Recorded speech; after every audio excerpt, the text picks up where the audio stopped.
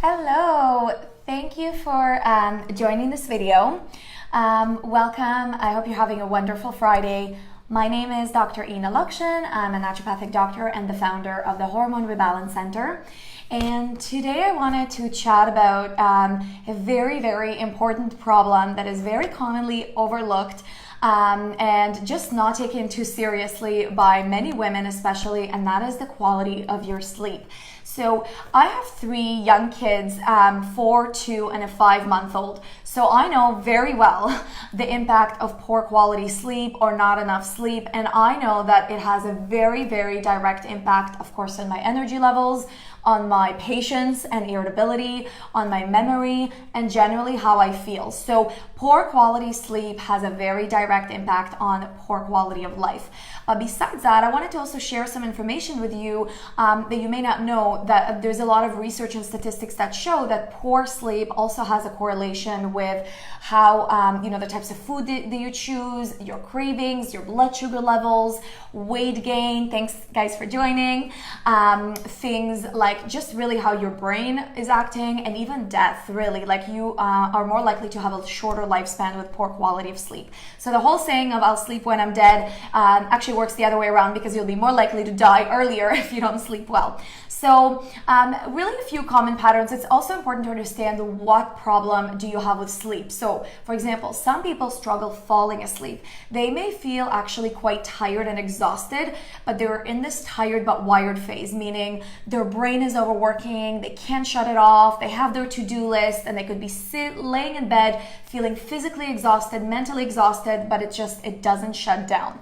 Other people may have no problems falling asleep, but they are struggling with waking up in the middle of the night. 2 to 4 a.m. is very characteristic of a specific hormonal imbalance that I'll talk to you about. And sometimes people, they may wake up at night to go to the bathroom or maybe to attend to a baby, and then they struggle falling back asleep. And then some people struggle in the morning. So, you may have had proper sleep and maybe relatively good amount of hours, but you may still feel really tired, unreasonably tired, or you may also wake up earlier, like too early before your alarm clock, which is another reason, to kind of consider what is going on. So I want to introduce and discuss 3 main imbalances that we see in our center that could be contributing to your poor sleep. Number 1 is low melatonin. So if you've never heard of melatonin is your actual sleep hormone. This is the hormone that starts being produced towards the evening when your eyes register nighttime. So it's a natural hormone that's produced in the evenings. Those who work night shifts or different hours in the night and day really suffer with melatonin issues, because the body has a hard time recognizing when is your natural sleep and wake cycle. So this is kind of the first imbalance that we may assess with patients that struggle with sleep, is do you actually have a low sleep hormone production, so low melatonin. That can be a very easy fix if you are low on this hormone.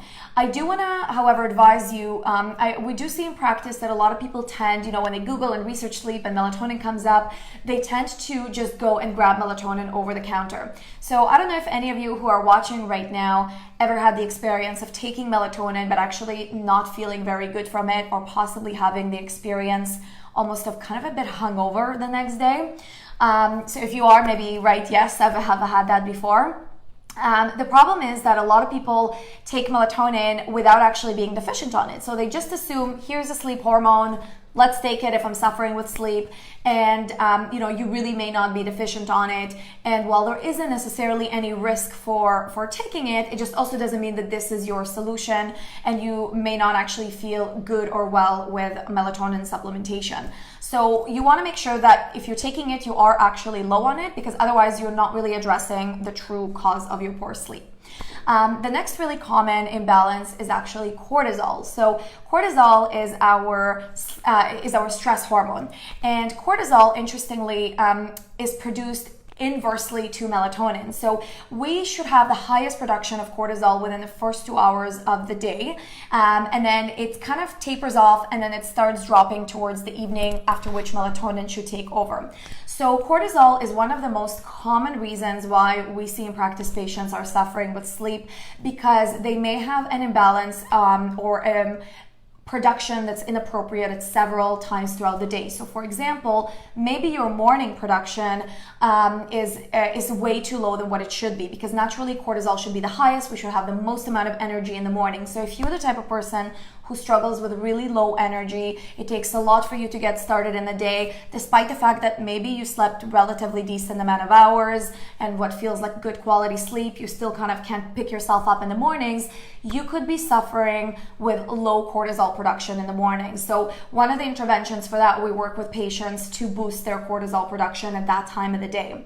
If, however, your struggle is on the flip side in the evenings, and you kind of have that monkey brain where you're really struggling to shut off your brain, you may be struggling with a cortisol being overproduced at night so much that it's overpowering your melatonin production. So it's like your body isn't able to make that switch where, you know, cortisol goes down, melatonin takes over, your body feels like it's time to go to bed. So if you're still very, stressed, doing a lot of things, maybe you just watch TV, you spend the time on the phone, you dealt with your kids, you got everything ready for the next day, your body's not going to be able to just drop everything and go back to bed and, you know, lay there and fall asleep, because it needs some time to let the cortisol production go down. So there's also a lot of natural interventions to help support if you have high cortisol in the evening time. Some patients have both problems. They may have high cortisol at night and way too low cortisol in the morning, and that's kind of the exact inverse of what it should be. So we may work on two different times of the day. In the mornings, we may want to boost their cortisol. At nights, we may want to calm down their cortisol. One of the best ways to really know if you actually have a problem with this is to test your cortisol levels. There's different ways of testing it. You could theoretically test it through blood work. We find that it's a bit of a useless test because your cortisol fluctuates during the day. Measuring one time in the morning isn't going to give you a complete picture. We use in our office dried urine testing hormone, meaning when we check it 5 points throughout the day. So we actually get an entire graph for your cortisol, and if you wake up at night, you also collect at night, and we get to see is your cortisol too high in the middle of the night. Another reason why, like I mentioned originally, why some people wake up between 2 to 4 a.m. is if they get an inappropriate cortisol spike. This cortisol spike could happen, for example, if let's say you got up and then you got maybe anxious or some thoughts came to mind, your body registers like, oh, maybe this is time to get up, I'll boost my cortisol production and I'll get this person ready for the day, when in reality you need to go back to sleep. So another reason why an inappropriate cortisol production spike may happen at night is actually if you're hypoglycemic. So if you are the type to really fluctuate with your blood sugar levels, and you maybe didn't eat since dinner, which is typically a good thing, but for someone who's really hypoglycemic, if your blood sugar levels really drop in the middle of the night, that may cause an alarm state in your body that may tell your body to increase cortisol production to actually wake you up. Sometimes we tell patients to try and have a small high protein snack before bedtime, like a slice of cheese, maybe some nuts, maybe like a yogurt or something of that sort, that is, just a small little snack to make sure that their blood sugar levels are stable throughout the night. So if you're the type of person who sometimes wakes up in the morning being like, I am starving, you may be struggling with hypoglycemia in the middle of the take serotonin in and of itself. Usually it would be in the form of 5-HTP. You really want to be cautious if you're on any medications not to take any of these kind of on your own and to be properly assessed. But 5-HTP could be really effective for some patients to both support their melatonin levels and support their serotonin levels. And then there's other things like GABA as well. So we pick and choose the specific intervention depending on your specific symptoms, along with everything else that's going on. And we almost always make our recommendations based on testing as well. So just as a quick recap, as a summary, the three main hormonal imbalances that could be contributing to poor sleep are low sleep hormone. So you're actually not producing melatonin properly.